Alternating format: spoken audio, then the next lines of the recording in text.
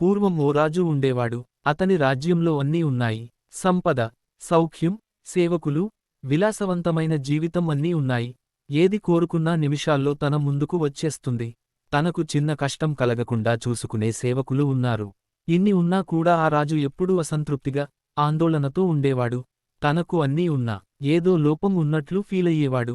చాలా రోజులపాటు ఈ విషయంలో బాధపడిన ఆ రాజు ఓ రోజు మంత్రిని పిలిచి తన బాధను వివరించాడు. నా దగ్గర అన్నీ ఉన్నాయి, అయినా నేను ఎందుకు సంతోషంగా లేను? నేను ఎలా నిజమైన ఆనందాన్ని పొందగలను? అని అడిగాడు. ఆ ప్రశ్నకు మంత్రి కాసేపు ఆలోచించి నవ్వుతూ ఓ పరిష్కారం చెబుతాడు. రాజ్యంలో అత్యంత సంతోషంగా ఉన్న మనిషి ఎవరో కనుక్కొని అతని చొక్కా మీరు ధరిస్తే మీకు కూడా సంతోషం కలుగుతుంది అని మంత్రి చెబుతాడు. ఆ మాట వినగానే రాజు తన సైనికులను పిలిచి రాజ్యంలో అత్యంత సంతోషంగా ఉన్న మనిషిని కనుక్కొని అతని చొక్కా తీసుకురండి అని ఆదేశిస్తాడు. వెంటనే సైనికులు చాలా మందిని కలుస్తారు. రాజ్యంలో ఉన్న ప్రజలందరినీ అడుగుతూనే ఉంటారు. రోజులు గడుస్తున్నాయి కాని సంతోషకరమైన వ్యక్తిని మాత్రం కనుక్కోలేరు. ధనవంతులు, వ్యాపారాలు, రైతులు, కళాకారులు, పండితులు ఇలా ఎవరిని కలిసినా తమకు ఏదో సమస్య ఉందని, సంతోషంగా లేమనే చెబుతారు. చివరగా ఒకరోజు వారు గ్రామంలో ఒక పేద కూలీని చూశారు.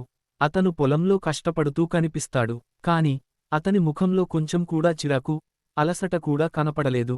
నవ్వుకుంటూ పని చేస్తున్నాడు. దీంతో సైనికులు వెళ్ళి మీకు ఏమైనా కష్టాలు ఉన్నాయా అని అడుగుతారు. అందుకు ఆ కూలీ తనకు ఏ సమస్యలు లేవని, చాలా సంతోషంగా ఉన్నాను అని చెబుతాడు. నాకు శ్రమించడానికి శక్తి ఉంది, నా కుటుంబం నాతో ఉంది, దేవుడు మంచి ఆరోగ్యం ఇచ్చాడు, ఇంకేం కావాలి, నేను చాలా హ్యాపీగా ఉన్నాను అని చెబుతాడు. ఆ మాట విన్న సైనికులు వెంటనే నీ చొక్కా ఒకటి కావాలి, రాజుగారికి ఇవ్వాలి అని అడుగుతారు. దానికి ఆ కూలీ నవ్వి తన దగ్గర అసలు చొక్కాలే లేవు అని చెబుతాడు. ఆ మాట విని సైనికులు కూడా షాక్ అయిపోతారు. అతనికి కనీసం వేసుకోవడానికి ఒక చొక్కా కూడా లేదు. కాని జీవితాన్ని చాలా సంతోషంగా గడుపుతున్నాడు అని అర్థం చేసుకుంటారు. ఇదే విషయాన్ని వెళ్లి రాజుకు కూడా చెబుతాడు. అప్పుడు రాజుకి అసలు విషయానికి అర్థమవుతుంది. నిజమైన ఆనందం సంపదలో, వస్తువులలో, విలాసంలో ఉండదు.